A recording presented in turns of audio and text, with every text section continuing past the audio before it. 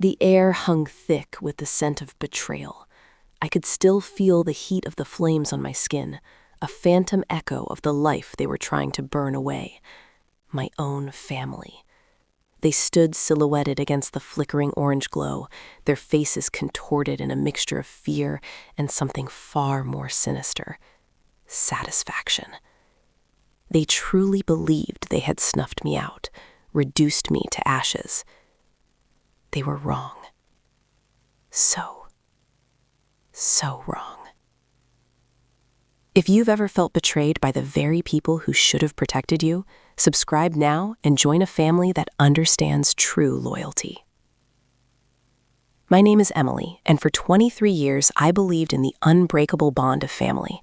I envisioned a future filled with shared holidays, whispered secrets passed down through generations, and the unwavering support that only blood can provide.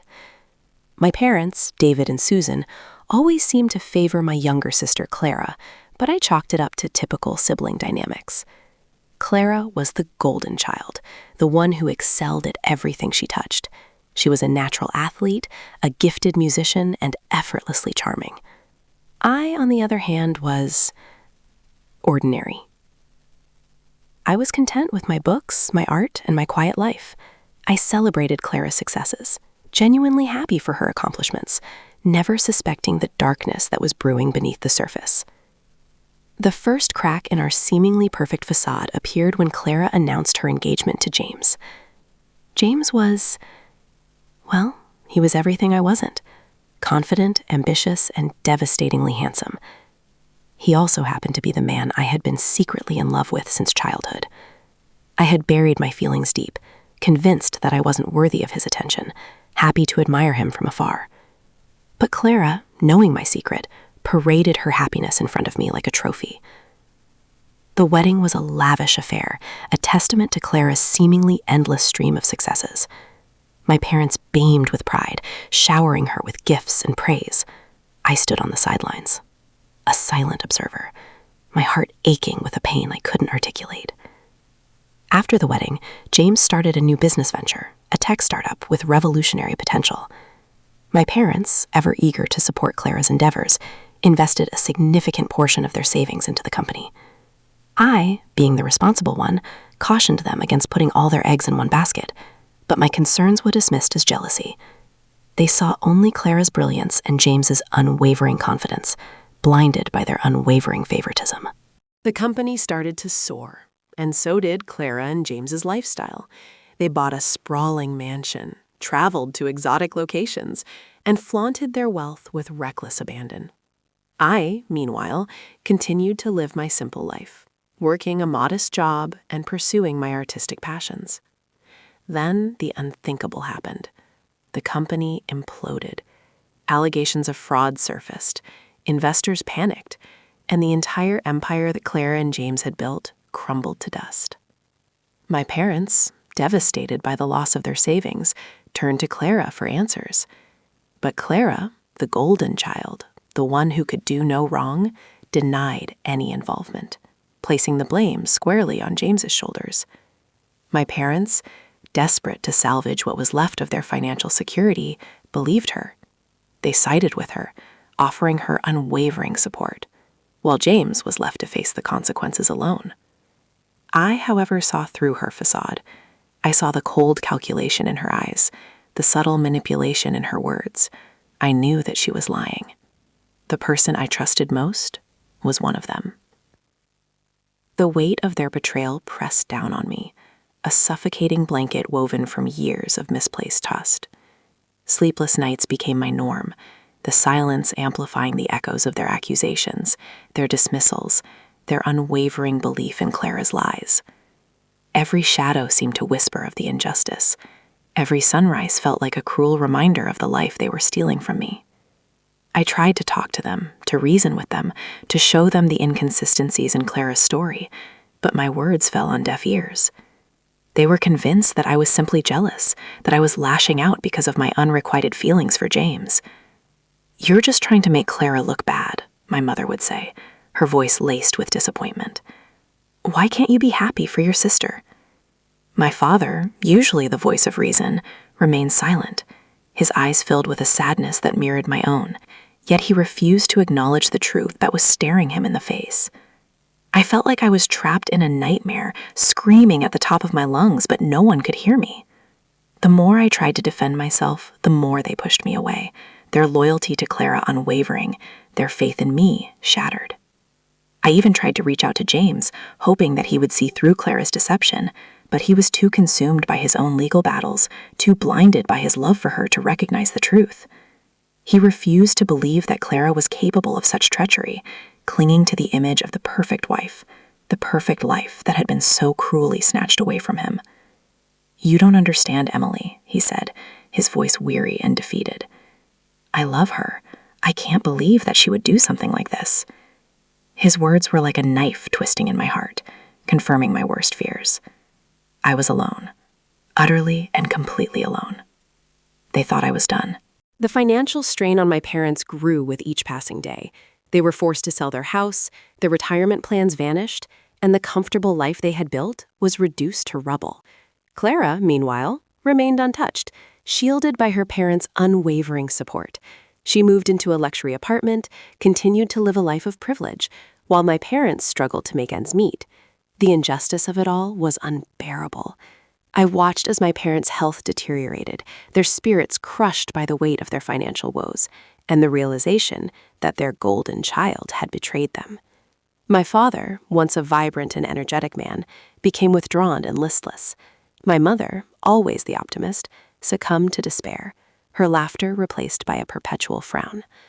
I tried to help them, offering them what little financial support I could, but it was a mere drop in the ocean. I felt like I was drowning, watching the people I loved most slowly sinking beneath the waves, and I was powerless to save them. The anger began to simmer within me, a slow-burning rage that threatened to consume me. It wasn't just about the money anymore. It was about the betrayal, the lies, the complete disregard for the truth. It was about the way they had dismissed me, discarded me, treated me like I was nothing. I knew that I couldn't let them get away with it. I had to do something. I had to make them pay. The need for revenge grew stronger with each passing day, fueling my every thought, driving my every action. I started to meticulously gather information, documenting every lie, every inconsistency, every subtle manipulation that Clara had employed. I became a silent observer, watching their every move, listening to their every conversation, piecing together the puzzle of their deception. I knew that exposing them wouldn't be easy. They were powerful, influential, and they had a lot to lose. But I was determined to bring them down, to expose their lies to the world, and to reclaim the life that they had so ruthlessly stolen from me. The day they served me with the eviction notice, that was the day that everything changed. They wanted me gone, out of their lives completely. They decided that I was a burden, a reminder of everything they'd lost. As I packed my meager belongings, a cold resolve settled over me. They thought they could break me, erase me from their lives. They were wrong. This wasn't the end. It was just the beginning. I would become their reckoning. I smiled. I acted broken, but I was recording everything. My apparent defeat only fueled my determination. I embraced the role of the underdog, the forgotten daughter, the one they underestimated. They saw my silence as weakness. I saw it as an opportunity. Every tear I shed was a drop of fuel on the fire of my revenge. I spent weeks, months even, meticulously planning my next move. I started by discreetly contacting the other investors who had lost everything in Clara and James's failed venture. Many were hesitant at first, burned by the experience and wary of getting involved again. But as I shared my evidence, my meticulously documented proof of Clara's involvement, their skepticism began to fade, replaced by a shared sense of outrage and a burning desire for justice. Slowly, painstakingly, I built a coalition of victims, united by their shared experience of betrayal. We met in secret, sharing information, strategizing, and bolstering each other's resolve. We knew that taking on Clara and my parents would be a formidable challenge, but we were no longer alone. We had each other. The day I found my father unconscious on the floor, that's when the simmering rage finally boiled over. He'd suffered a stroke, brought on by the stress and financial ruin that Clara had orchestrated. As I knelt beside him, desperately calling for help, I saw the life slowly draining from his eyes. My mother stood frozen in the doorway, her face a mask of despair, her eyes hollowed out by grief and exhaustion. In that moment, I knew that Clara hadn't just stolen their money, she had stolen their lives. The doctors managed to stabilize him, but he was a shadow of his former self, his speech slurred, his movements labored. He looked at me with a flicker of recognition in his eyes, a silent plea for help that I knew I couldn't ignore. My mother, broken and defeated, simply shook her head, her spirit crushed beyond repair. "It's over, Emily," she whispered, her voice barely audible. "There's nothing we can do." But I refused to accept defeat. I refused to let Clara win. As I sat by my father's bedside, watching him struggle to breathe, I made a promise to myself and to him. I would expose Clara for the liar and manipulator she was. I would reclaim the life she had stolen from us, and I would make her pay for what she had done, even if it was the last thing I ever did. That night, sleep evaded me. My mind raced, replaying the events that had led us to this point. Clara's lies, my parents' blind faith, James's betrayal, the devastating loss of their savings, my father's stroke. It was all too much to bear. I felt like I was drowning in a sea of despair, with no hope of rescue. I stumbled out onto the balcony, gasping for air, trying to clear my head. The city lights twinkled below, a stark contrast to the darkness that enveloped me. I leaned against the railing, staring into the abyss, wondering if it would all be easier to just give up, to simply walk away and let them have their victory. But then I thought of my father, lying helpless in his hospital bed. I thought of my mother, her spirit broken beyond repair. I thought of all the other victims who had been swindled and betrayed by Clara's greed, and I knew that I couldn't give up. I owed it to them, to myself, to fight back. I would not let them silence me. I would use their cruelty as fuel, their betrayal as motivation. I went back inside, my eyes burning with a newfound determination. I opened my laptop and began to type, pouring out all my anger, my pain, my frustration into the words on the screen. I meticulously organized the evidence I had gathered, connecting the dots, exposing the lies, building a case that would be impossible to ignore. As the sun began to rise, casting a pale light across the room, I felt a sense of calm wash over me. I was no longer the victim. I was the planner, the architect of their downfall. They had underestimated me, dismissed me, treated me like I was nothing. But they were about to learn that even the quietest, most unassuming person can be a force to be reckoned with. Their biggest weakness? They thought they were untouchable. The first step was understanding their network, unraveling the web of deceit they'd spun. Clara wasn't working alone. There were accomplices, enablers, people who benefited from her schemes and protected her secrets. Identifying them was crucial. I started with the obvious, James. Despite his claims of innocence, I couldn't shake the feeling that he knew more than he was letting on. He was either a willing participant or a deeply manipulated pawn, and either way, he held valuable information. Approaching him directly was too risky. He was still fiercely loyal to Clara, and any attempt to turn him against her would likely backfire. Instead, I focused on his associates, the people who had worked closely with him at the startup. I spent hours scouring social media, poring over company records, and discreetly contacting former employees. Slowly, a pattern began to emerge. Several individuals had left the company shortly before it collapsed, raising suspicions about insider knowledge. One name kept surfacing, Mark Thompson, the former CFO. He had abruptly resigned, citing personal reasons, and had since disappeared off the grid. Finding him became my top priority. It took weeks of relentless searching, but eventually I tracked him down to a small town in Colorado, where he was living under an assumed name. I knew that confronting him would be risky, but I was prepared to do whatever it took to get the truth. The day I arrived in Colorado, the air was crisp and cold, the sky a brilliant blue.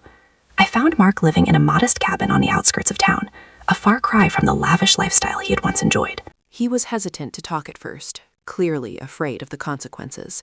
But as I shared my story, my voice filled with raw emotion, I saw a flicker of empathy in his eyes. He knew he had been part of something wrong. He confessed everything: how Clara had orchestrated the entire scheme, using James as a frontman, manipulating him with promises of love and success; how she had systematically siphoned off funds, concealing her actions through a complex web of offshore accounts and shell corporations; how she had threatened him and his family if he ever revealed the truth. He provided me with copies of incriminating documents, emails, and financial records, all of which confirmed Clara's guilt beyond any doubt. It was the ammunition I needed. But I couldn't just walk into a courtroom and present this evidence. I needed to build an airtight case, one that would withstand the scrutiny of Clara's high-powered lawyers and the skepticism of my parents. I needed a plan, a meticulous, flawlessly executed plan. My apparent vulnerability had been a disguise. I was counting every move. I started by contacting a forensic accountant, a specialist in unraveling complex financial fraud. I needed someone who could trace the money, identify the hidden assets, and expose Clara's network of accomplices. I found a woman named Sarah, a sharp, no-nonsense professional with a reputation for getting results. She was skeptical at first, wary of getting involved in what appeared to be a messy family dispute. But when I showed her the evidence I had gathered, her eyes widened with interest. She agreed to take on the case, promising to leave no stone unturned. Sarah and I worked tirelessly, poring over financial statements, tracing wire transfers, and analyzing bank records. We discovered a network of offshore accounts in the Cayman Islands, Switzerland, and Panama, all controlled by Clara. The money trail led to luxury properties, expensive cars, and extravagant personal expenses. It was clear that Clara had been living a life of unimaginable opulence, all funded by the stolen savings of her victims. As we dug deeper, we uncovered evidence of other fraudulent activities, including tax evasion, money laundering, and insurance fraud. Clara's criminal empire was far more extensive than I had ever imagined. The risks were rising, and I knew it. I had to keep going. Meanwhile, I continued to play the role of the grieving, defeated daughter. I visited my parents regularly, offering them what little support I could. I listened to their complaints, comforted their fears, and pretended to believe Clara's lies. It was a difficult act to maintain, but I knew that it was essential to keeping them in the dark about my true intentions. Clara, meanwhile, grew increasingly confident, convinced that she had gotten away with everything. She flaunted her wealth, boasting about her success, and reveling in her perceived victory. She had no idea that I was secretly gathering evidence against her, building a case that would soon shatter her world. One evening, while visiting my parents, I overheard Clara talking on the phone. She was speaking in hushed tones, clearly trying to keep her conversation private.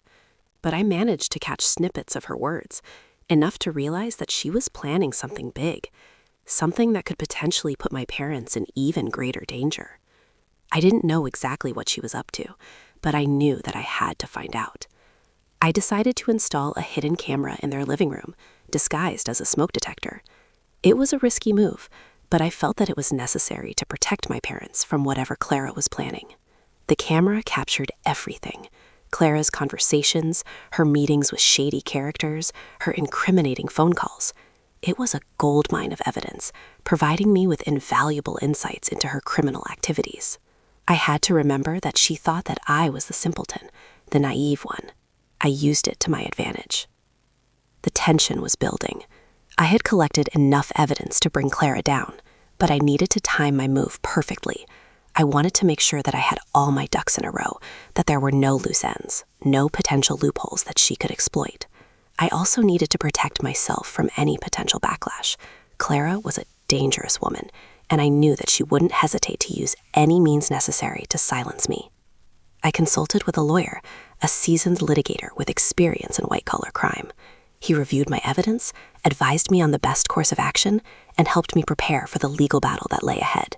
He warned me that it would be a long and arduous process, but he assured me that I had a strong case. I had to be willing to fight for justice, no matter how difficult it might be. The lawyer helped me set up a trust, a legal entity that would protect my assets and prevent Clara from seizing them in a retaliatory lawsuit. He also advised me to document everything, to keep a detailed record of all my interactions with Clara, my parents, and the other victims. This would be crucial in establishing my credibility and discrediting Clara's inevitable attempts to smear my reputation. The days turned into weeks, the weeks into months. I continued to gather evidence, refine my plan, and prepare for the final showdown. The anticipation was almost unbearable, but I knew that I had to remain patient, to wait for the opportune moment to strike. I smiled. I acted broken, but I was recording everything. The reckoning was coming. The day I found Clara's hidden ledger, everything snapped into focus. It wasn't just a record of her financial misdeeds. It was a roadmap to her entire criminal enterprise. Names, dates, locations, all meticulously documented in her own handwriting. It was like she was daring someone to catch her, flaunting her impunity with every stroke of the pen. As I flipped through the pages, my anger intensified. She had stolen from widows, cheated the elderly, and ruined countless lives, all for her own personal gain. The audacity was breathtaking. But amidst the detailed financial records, one entry stood out, a coded reference to a meeting scheduled for the following week at a remote location outside the city. The address was unfamiliar, but the accompanying notes suggested that it was a gathering of Clara's inner circle, her most trusted accomplices. This was my chance, to catch them all in one fell swoop, to expose their crimes to the world. I knew that attending the meeting would be incredibly risky, but I couldn't pass up the opportunity. It was the perfect trap, a chance to dismantle their entire operation with a single decisive move. I started making preparations immediately. I contacted Sarah, the forensic accountant, and shared my findings. She was ecstatic, recognizing the significance of the meeting. She offered to provide me with surveillance equipment, hidden cameras, and recording devices, anything I needed to gather evidence and protect myself. I also reached out to my lawyer, informing him of my plan. He was concerned about the risks involved, but he understood my determination. He offered to provide me with legal support to ensure that everything I did was within the bounds of the law. The next few days were a blur of activity. I spent hours studying the ledger, memorizing names, dates, and locations. I reviewed the surveillance equipment, practicing how to use it discreetly. I consulted with my lawyer, refining my plan and preparing for any eventuality. I also continued to play the role of the grieving, defeated daughter, visiting my parents regularly, comforting their fears, and pretending to be oblivious to Clara's scheming.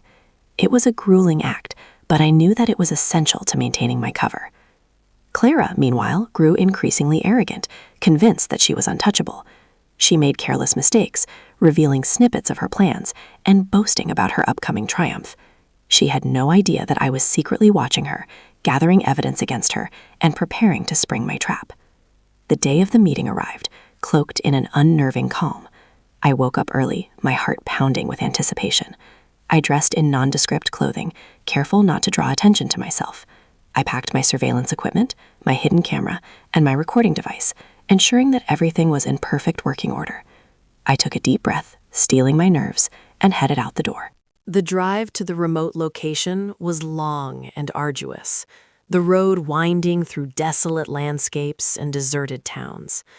As I approached my destination, I felt a surge of adrenaline. This was it, the moment of truth. I parked my car a safe distance away and proceeded on foot, following the directions in Clara's ledger. I reached the meeting place, a secluded cabin nestled deep in the woods. The windows were dark, the air heavy with silence. I took another deep breath and approached the door, my hand trembling slightly as I reached for the knob. It was unlocked. I slipped inside, my senses on high alert. The cabin was dimly lit, the air thick with smoke and the smell of alcohol. Around a large wooden table sat Clara and her accomplices, their faces illuminated by the flickering light of a kerosene lamp. They were laughing, joking, and toasting to their success. I recognized several of them from my research: James, the manipulated pawn, Mark Thompson, the former CFO, and a handful of other shady characters, all with a vested interest in Clara's criminal empire. I activated my hidden camera, discreetly positioning it to capture the entire scene. I then activated my recording device, ensuring that every word spoken would be captured for posterity. As I listened to their conversation, my blood ran cold. They were discussing their past crimes, boasting about their exploits, and planning their next moves. They spoke openly and carelessly, confident that they were safe and secure, that no one would ever dare to expose them. Clara, in particular, was reveling in her perceived victory. She boasted about how she had manipulated my parents, how she had stolen their savings, and how she had gotten away with everything. She even made disparaging remarks about me, calling me weak, naive, and insignificant. Her words stung, but I refused to let them affect me. I remained calm and collected, focused on my mission, determined to bring them all to justice. As the meeting progressed, the conversation grew increasingly incriminating. They discussed their offshore accounts, their hidden assets, and their plans to expand their criminal enterprise. They even talked about silencing anyone who might pose a threat to them, including me. That's when I knew that I had to act fast. The air hung heavy with unspoken menace, a silent agreement to protect their secrets at any cost.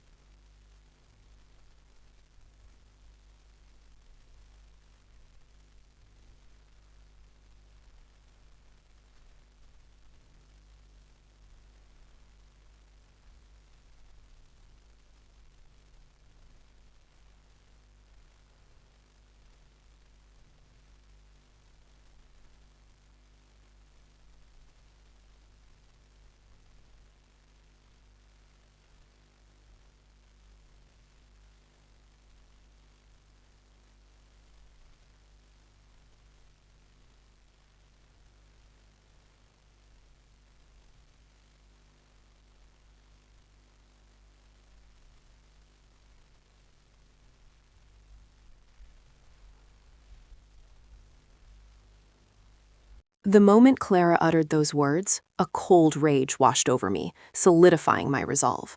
I stepped out of the shadows into the dim light of the cabin. The room went silent. All eyes turned to me, widening in disbelief. Clara's face contorted in a mixture of shock and fury.